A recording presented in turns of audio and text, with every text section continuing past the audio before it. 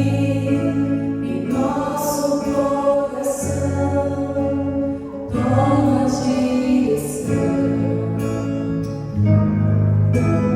Deus todo consumidor, sem impedimentos vem, face a face, Senhor.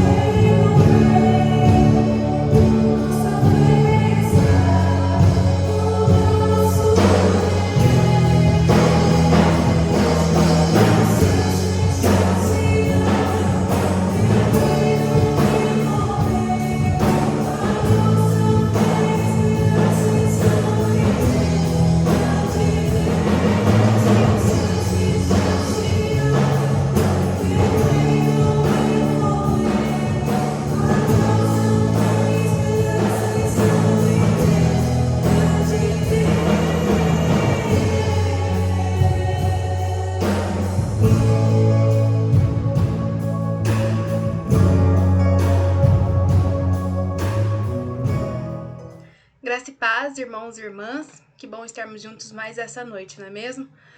Eu quero convidar você a abrir sua Bíblia no Salmo de número 103. Nós iremos ler o versículo 1 e o versículo 2.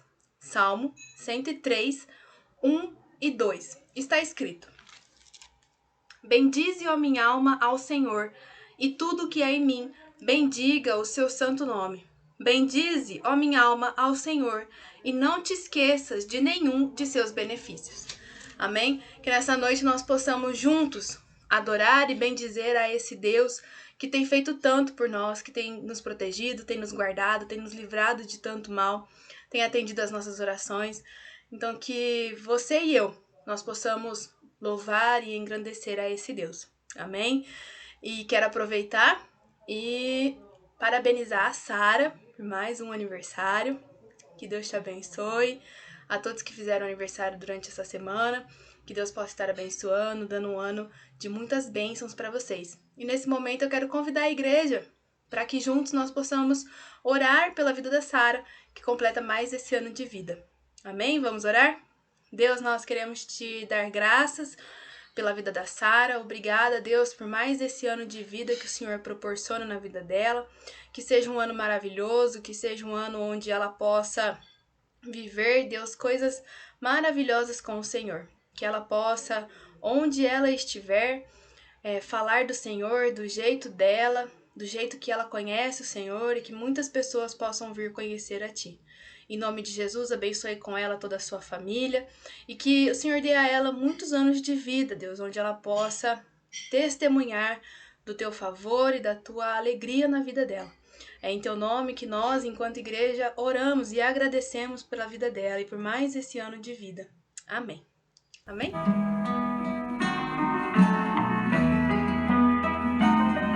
Bendize, ó minha alma, ao Senhor, e tudo que há em mim bendiga ao seu santo nome. Bendize, ó minha alma, ao Senhor, e não te esqueças de nenhum só de seus benefícios. Bendize, ó minha alma, ao Senhor.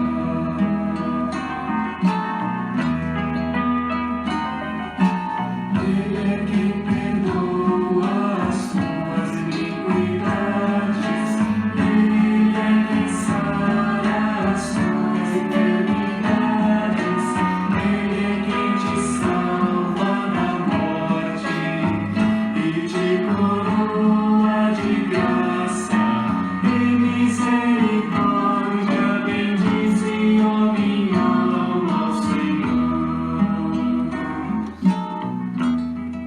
Amém. Bendize, ó minha alma, ao Senhor. Esse salmo, na sua continuidade, a partir do verso 8, nos diz: o Senhor é misericordioso e compassivo, longânimo e assaz benigno. Não repreende perpetuamente, nem conserva para sempre a sua ira. Não nos trata segundo os nossos pecados, nem nos retribui consoante as nossas iniquidades. Pois quanto o céu se alteia acima da terra, assim é grande a sua misericórdia para com os que o temem.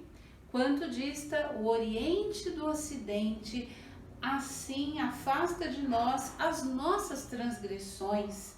Como um pai se compadece de seus filhos, assim o Senhor se compadece dos que o temem. Que possamos aproveitar esta bondade, esta misericórdia do Senhor para com as nossas vidas, para confessar ao Senhor os nossos pecados e buscar o seu perdão, a sua restauração para a nossa vida. E que assim seja. Amém. Na sequência, versos 15 a 18. Quanto ao homem, os seus dias são como a relva, como a flor do campo, assim ele floresce, pois soprando nela o vento desaparece e não conhecerá daí em diante o seu lugar. Mas a misericórdia do Senhor é de eternidade a eternidade sobre os que o temem, e a sua justiça sobre os filhos dos filhos, para com os que guardam a sua aliança e para com os que se lembram dos seus preceitos e os cumprem. Neste Salmo 103, no qual temos nos inspirado neste culto, nesse trecho ele fala da aliança do Senhor que vai através das gerações.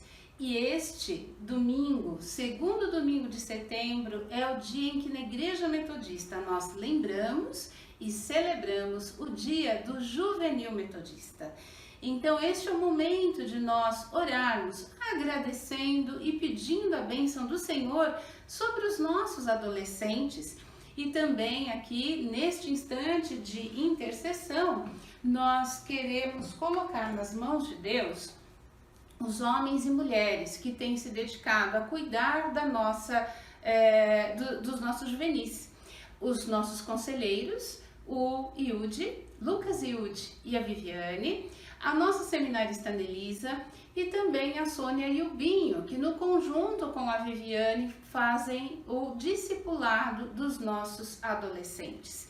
Então, nesse instante, ore comigo, rogando a bênção do Senhor sobre a nossa garotada e a nossa liderança de juvenis. Bendito Deus e Pai, nós te louvamos, te agradecemos pela vida de cada adolescente da nossa igreja. Te louvamos e te agradecemos pela criatividade, pela sua participação no discipulado, na escola dominical, no louvor, por aquilo, ó Deus, que às vezes eles não se expressam ali verbalmente, mas no seu íntimo, no seu coração, já estão prestando adoração a Ti, Senhor. Pai amado, que cada um destes adolescentes, especialmente neste domingo, recebam a Tua bênção, renovando sobre eles a saúde, a proteção, os livramentos do mal e do perigo, que o Teu Santo Espírito visite a cada um e bata a porta do coração de cada um, mais uma vez oferecendo a Deus a Tua salvação, Senhor. Bendito Deus e Pai, que o Teu Santo Espírito possa dirigir os passos dos nossos adolescentes naquilo que são os Teus caminhos, os Teus propósitos, Senhor. Deus amado, nós rogamos a Tua bênção sobre a vida, ó Deus, da Viviane, do Yudi, da Nelisa, do Binho, da Sônia, que mais de perto caminham com os nossos adolescentes e especialmente os orientam através do discipulado e da escola dominical. Que a Tua graça, Senhor, continue a inspirar e a sustentar estes homens e estas mulheres neste trabalho de pastoreio deste rebanho de juvenis, Senhor. Nós colocamos em Tuas mãos também a diretoria da nossa sociedade de juvenis, que estes garotos e garotas, inspirados por Ti, continuem, Senhor, firmes na liderança da Tua igreja, trabalhando, ó Deus, na Tua obra com toda alegria, todo amor e dedicação para honrar e glorificar o Teu nome. É assim que em Teu nome, ó Deus, nós invocamos a bênção do Deus Pai, do Deus Filho e do Deus Espírito Santo sobre os nossos juvenis, hoje e para sempre. Amém. Nos céus, estabeleceu o Senhor o seu trono e o seu reino domina sobre tudo. Isto é o que diz o verso 19 do Salmo 103. O Senhor domina sobre todo o mundo, toda a terra, tudo o que há é concedido pelo Senhor. Então, o que nós ofertamos a Ele não é nada de novo, é uma devolução, um pouco do muito com que Ele tem nos abençoado. Então, agradeçamos ao Senhor por tudo que Ele tem realizado em nossas vidas. Bendito Deus e Pai, nós Te louvamos e Te agradecemos por nossa saúde, que nos permite realizar as tarefas, que nos permite trabalhar. Muito obrigado, a Deus, pelo salário, pelo sustento, ó Deus, que vem para os nossos lares. Mesmo os lares que têm enfrentado desemprego, tem alguém na casa trabalhando e arrecadando algum recurso para o sustento da família, e por isso nós Te dizemos muito obrigado, Deus. Obrigado, Pai, pela solidariedade da família, dos amigos, pela solidariedade da igreja nesses momentos de crise econômica, financeira no nosso país.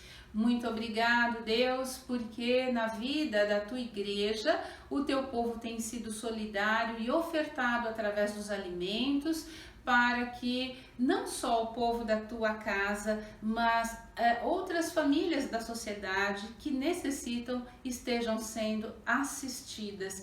Isso, ó Pai, sabemos que é dádiva Tua para nós. Bendito Deus e Senhor, nós Te agradecemos porque em meio a circunstâncias tão difíceis, Tu tens nos dado sabedoria, discernimento, para fazer, ó Deus, multiplicar o nosso orçamento e nós podemos dar conta dos nossos compromissos, Pai. Mas ainda assim, rogamos a Tua graça e a Tua misericórdia sobre os lares que enfrentam, ó Deus, o desemprego, que a Tua poderosa mão continue, Senhor, a sustentar essas famílias. E o mais breve possível, Senhor, nós clamamos que possa alguma oportunidade de emprego ser aberta para este irmão, para esta irmã. E ao lembrar aqui do nosso povo, dos nossos irmãos que estão sem trabalho, nós apresentamos as milhares de pessoas, os milhares de brasileiros que enfrentam essa mesma luta do desemprego. Que a tua misericórdia esteja sobre nós como nação. A ti nesta hora, ó Deus, nós consagramos nossas ofertas, nossos dízimos, com gratidão e espontaneidade, reconhecendo que tu, ó Deus, como diz o salmista, domina sobre tudo. Tudo que temos é porque tu, Senhor, tem nos concedido e agora com alegria nós estamos devolvendo uma pequena parte para o sustento da tua obra. E permita, ó Deus, com que na tua matemática divina estes recursos na tua casa sejam multiplicados para atender a todas as necessidades da tua missão aqui em Arthur Alvim ou onde tu nos orientares. É assim que nós oramos, agradecidos e agradecidas, em nome de Cristo Jesus, o nosso Senhor. Amém.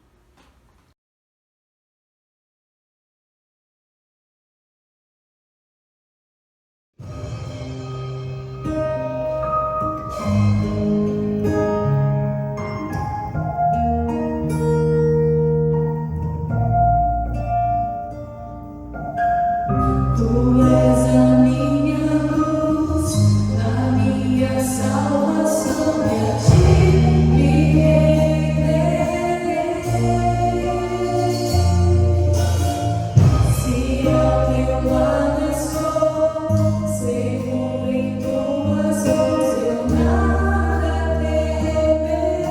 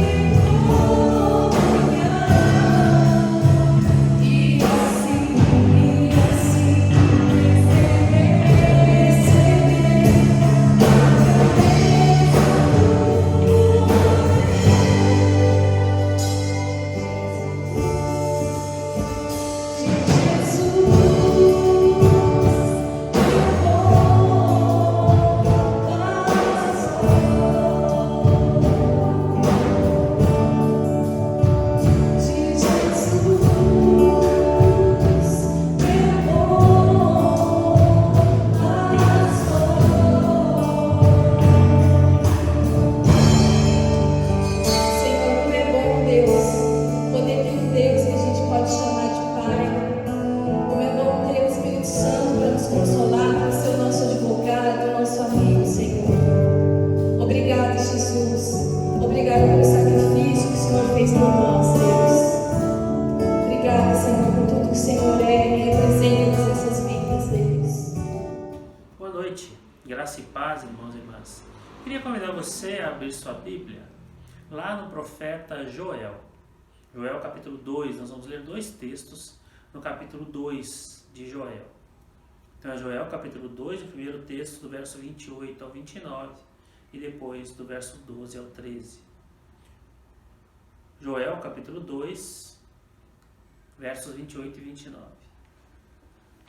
A palavra de Deus nos diz assim, lá em Joel 2, de 28 a 29. E acontecerá, depois disso, que derramarei do meu espírito sobre todos os povos. Os seus filhos e as suas filhas profetizarão, os velhos terão sonhos, os jovens terão visões.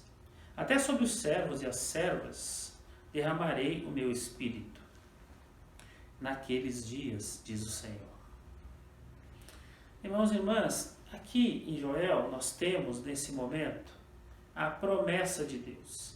Deus está prometendo que o seu Espírito será derramado sobre todos os povos. Na sua tradução pode ter aí também sobre todas as gentes. E isso significa, isso simboliza o desejo de Deus de que o Espírito dele fosse derramado sobre todos aqueles que faziam parte da nação de Israel, mas também sobre todos os povos, todas as nações.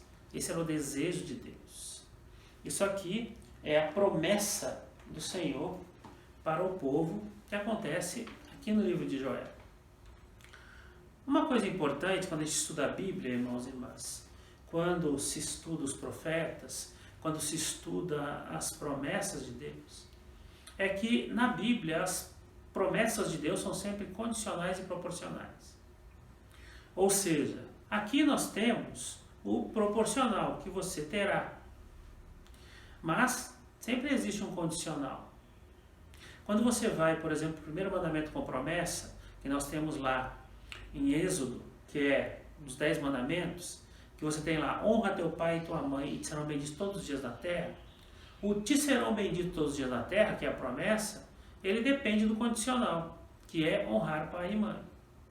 Quando você vai para o texto de Deuteronômio, onde você tem as bênçãos e as maldições, lá você tem que Deus vai prosperar, que Deus vai dar colheita, que Deus vai mandar chuva, só que lá tem os condicionais também.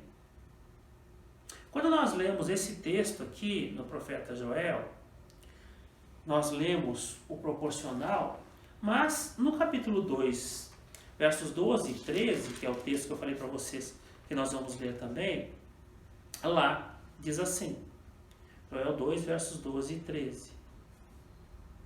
A palavra de Deus nos diz assim, em Joel 2, versos 12 e 13. Agora, porém, declara o Senhor, voltem-se para mim de todo o coração, com jejum, lamento e pranto. Rasguem o coração e não as vestes. Voltem-se para o Senhor, o seu Deus, pois Ele é misericordioso e compassivo, muito paciente e cheio de amor. Arrepende-se e não envia desgraça. Amém? Aqui nós temos o condicional, ou seja, Deus está dizendo assim, vai ter uma promessa para vocês, mas antes da promessa, antes de cumprir a promessa, é preciso que você atente para algumas coisas. É preciso que você busque algumas coisas na relação comigo para que essa promessa aconteça, para que essas bênçãos venham a acontecer. O profeta é aquele que, uma das designações no Antigo Testamento sobre os profetas é que eles eram a trombeta de Deus. Ou seja, eles eram aqueles que falavam ao povo, anunciavam ao povo, gritavam ao povo coisas que eles precisavam ouvir. Por isso, né, há essa nomenclatura também, né, que os profetas seriam a trombeta de Deus. Aqui no texto de Joel, Joel está tocando a trombeta do juízo. Ele está anunciando o juízo de Deus.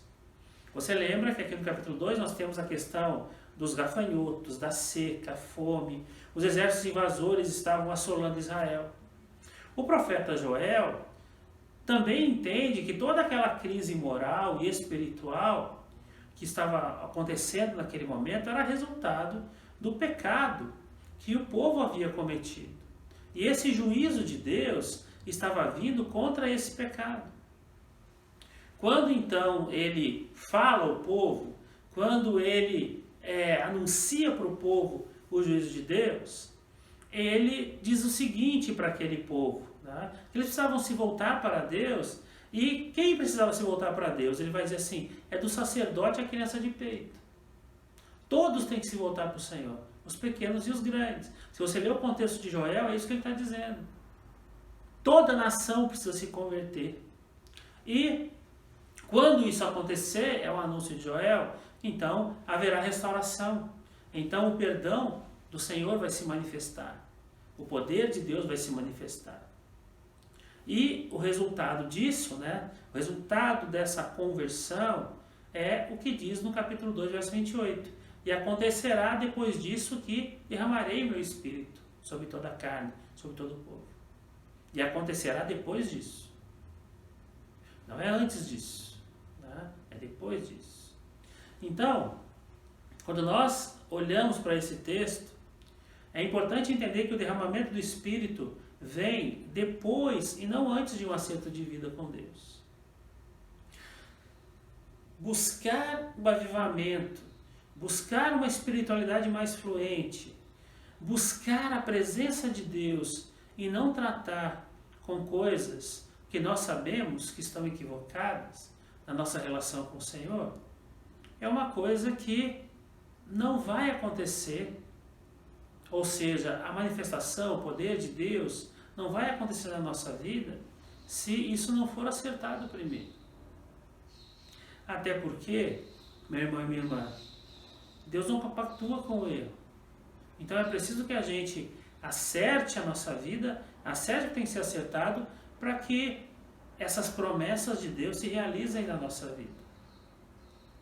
Então, antes da promessa de Deus acontecer, antes dessas bênçãos todas, desse derramar do Espírito acontecer, do avivamento acontecer na vida da pessoa, da família, da igreja, é preciso que algumas coisas aconteçam. Uma das primeiras coisas que o texto diz, está lá no verso de número 12, agora, porém, declara o Senhor, voltem-se para mim, ou, numa outra tradução, convertam-se a mim. O que o texto está dizendo? O Senhor está dizendo para eles assim, olha, lá na frente ele vai dizer, as promessas vão no capítulo 2, versos 28 e 29, eu quero derramar o Espírito.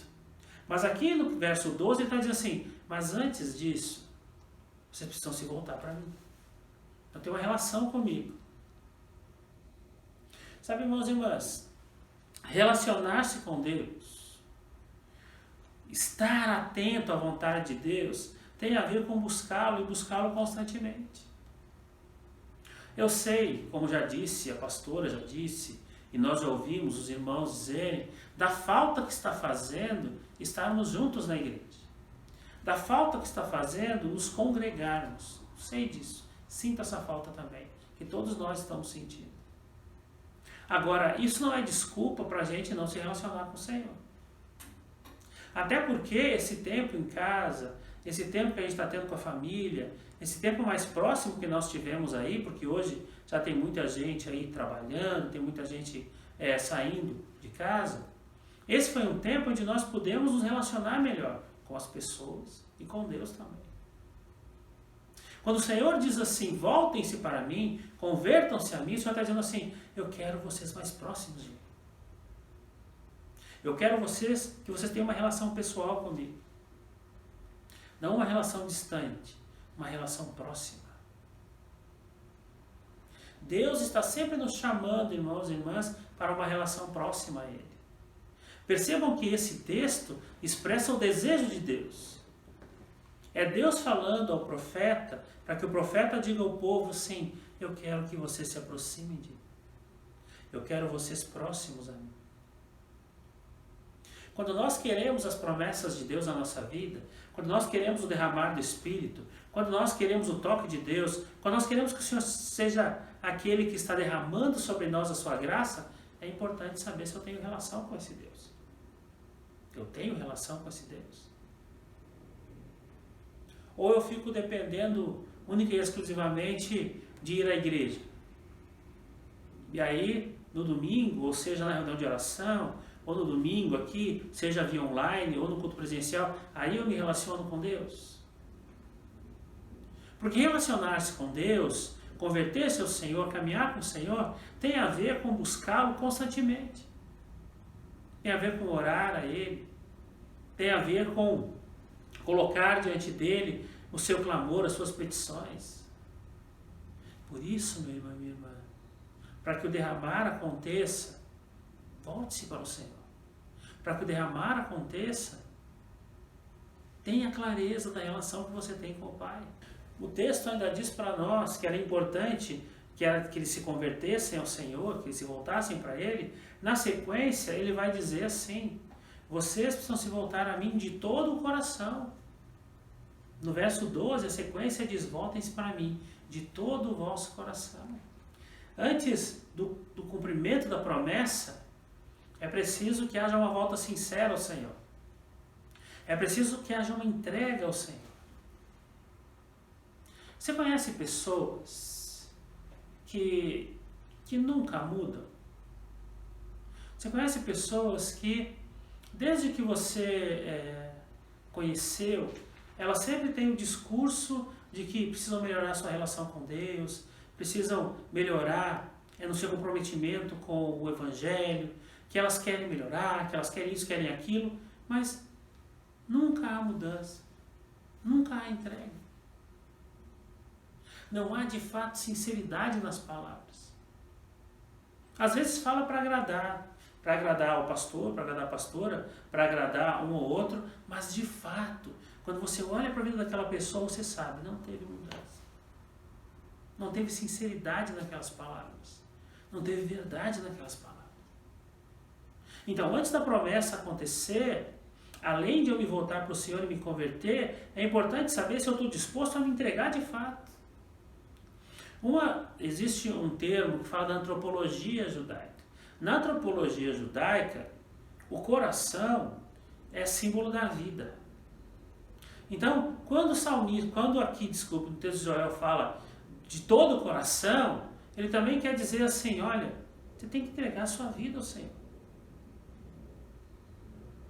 A promessa vem, o derramar do Espírito vem, o avivamento vem, quando a gente também se entrega dessa forma. Você está disposto a fazer isso? Você quer o derramar do Espírito? Amém. O problema, você já ouviu essa expressão, muita gente quer o ônus, quer o bônus, mas não quer o ônus. Aqui é o bônus, mas não quer o ônus.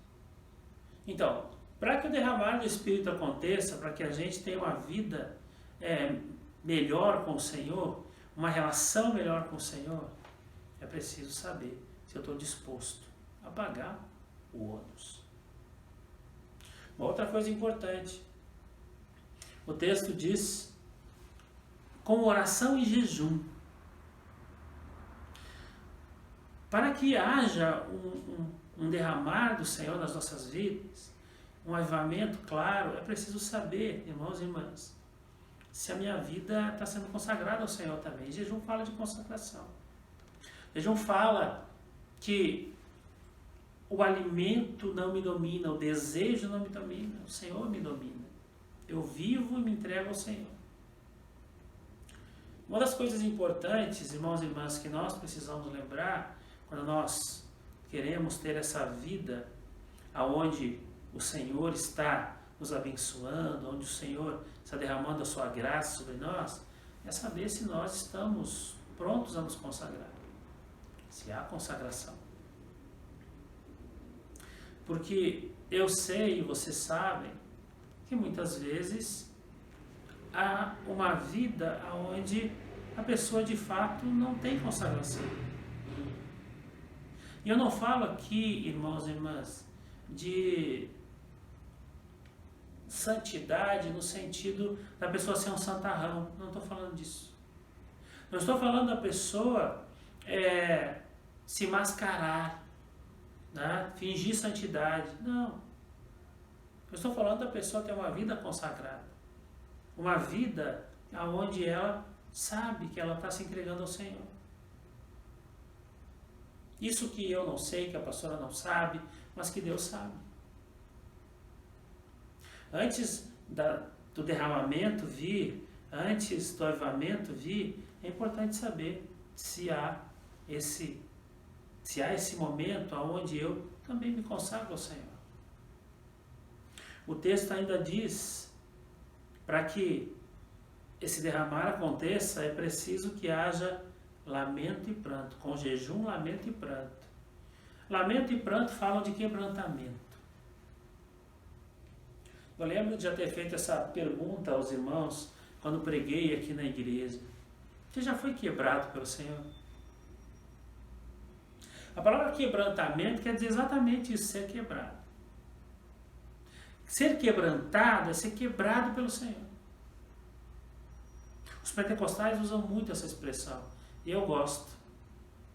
E eu já ouvi nos cultos que eu vou, em alguns lugares aí, alguns irmãos pentecostais orando, e eles dizendo assim: me quebra, Senhor.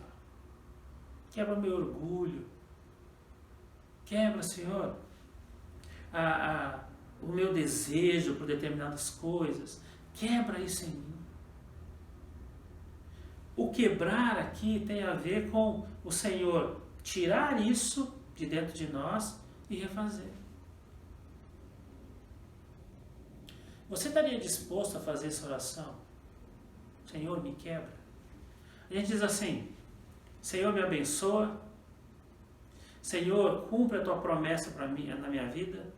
Senhor, que eu tenha estratégias para que os sonhos que tenho na minha mente aconteçam. Que o Senhor me abençoe com uma casa nova, um carro novo. Que o Senhor me abençoe com um salário melhor. Tudo isso a gente pede. Mas você já orou assim? Me quebra, Senhor. Me quebranta. Porque o que o Senhor está dizendo aqui para esse povo, o povo de Israel nesse momento histórico que Joel estava profetizando, era um povo muito orgulhoso. Era um povo muito cheio de si. Era um povo que entendia que eles resolviam. Não precisa de Deus, eu posso resolver.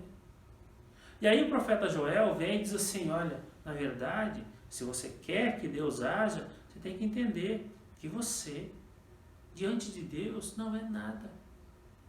Você é um servo e uma serva. E você obedece ao Senhor, então, seja humilde. Então, quebrante-se. Então, se coloque na presença de Deus, com lamento e com pranto. Sabe, irmãos e irmãs, não sei se já aconteceu com você, mas eu já fui quebrado algumas vezes pelo Senhor. E o processo de quebrantamento não é fácil. O processo de quebrantamento, ele é dolorido.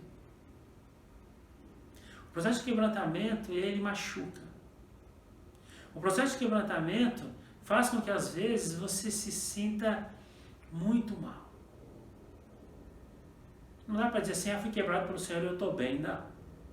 Quando a gente é quebrado, a gente não fica bem. Mas é importante lembrar, você lembra de Jeremias 18, que acontece lá com o vaso, quando Jeremias é levado lá para a casa do oleiro, e o Senhor diz para ele assim, né? Olha o oleiro está lá, e o texto diz que o oleiro está moldando o vaso. E o vaso quebra na mão do oleiro, ele se desfaz da mão do oleiro. Aí Deus fala para Jeremias assim, olha, aí o oleiro começa a fazer de novo, Deus fala assim para ele: pois então, você viu o que aconteceu ali? É assim que eu faço com Israel. Israel está nas minhas mãos.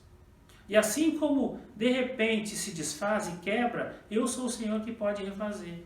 Eu sou o Senhor que pode modelar de novo. Então, quando o Senhor nos quebra, quando o Senhor faz com que a gente em algum momento, né, quebre ali na mão dele, é importante lembrar que nós estamos na mão dele.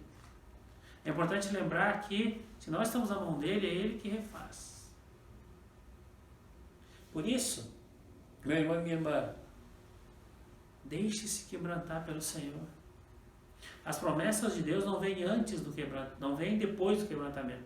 Elas vêm antes, As promessas vêm depois do quebrantamento. Tá?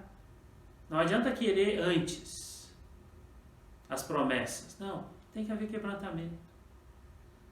Tem que haver quebrantamento, tem que haver o jejum, tem que haver consagração, tem que haver sinceridade ante Deus, tem que haver uma volta, uma relação pessoal com Deus. E é preciso que haja também aquilo que o texto vai dizer lá no final do verso 13. Rasguem o coração e não as vestes. Ou seja, é preciso que haja transparência diante do Senhor. Rasgar as vestes, irmãos e irmãs, é uma prática que acontecia lá no Antigo Testamento e no Novo também. Então, quando uma pessoa estava assim, arrependida, quando ela estava passando por um problema muito sério, alguma coisa assim, que estava mexendo com ela, o que ela fazia? O que os fariseus, por exemplo, faziam?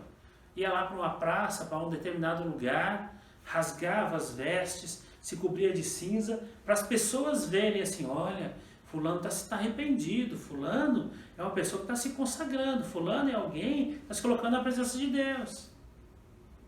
Mas o Senhor olha e diz assim, pois então, isso pode ser só aparência. Rasguem o coração e não as vestes. O Senhor estava dizendo assim, tem muita gente por aí se mostrando, tem muita gente por aí querendo mostrar uma espiritualidade que não tem.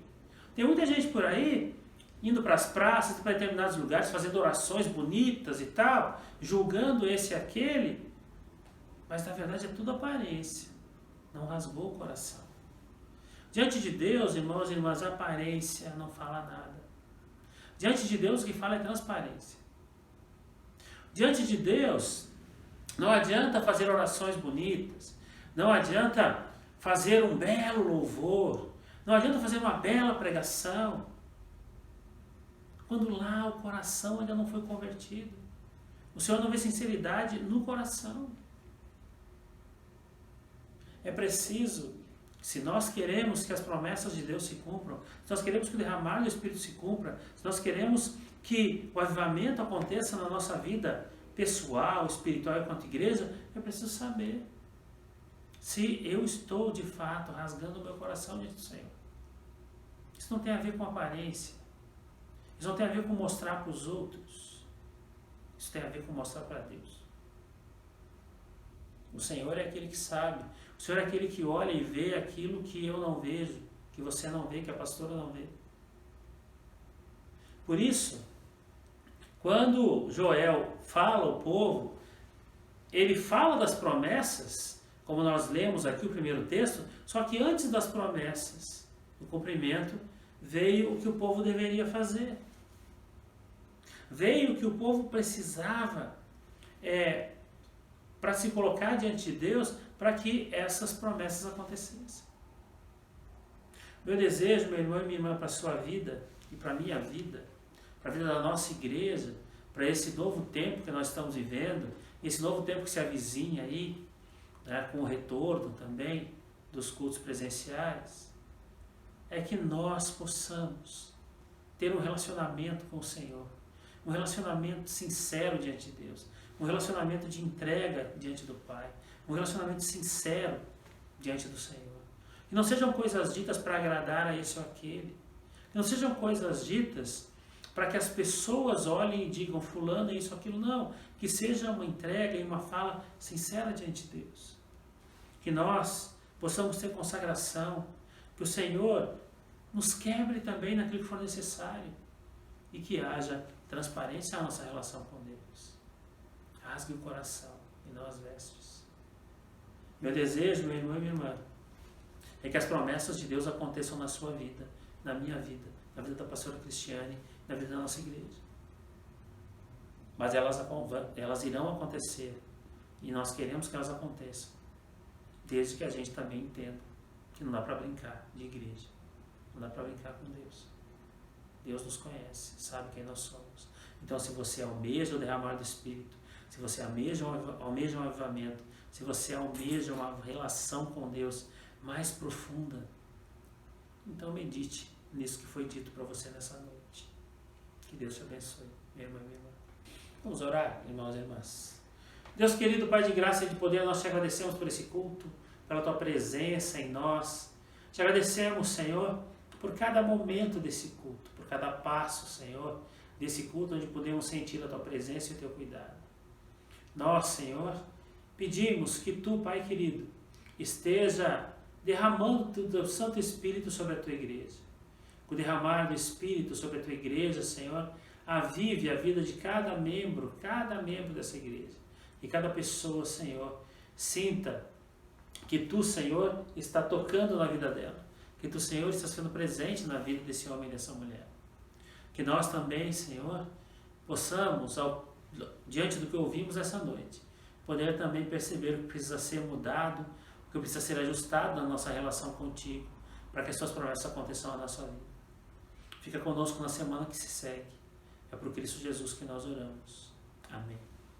Que a graça do nosso Senhor Jesus Cristo, o amor de Deus nosso Pai, e a doce comunhão do Espírito Santo seja conosco. Conosco permaneça hoje e para todos sempre. Amém. Deus te abençoe, irmão e irmã.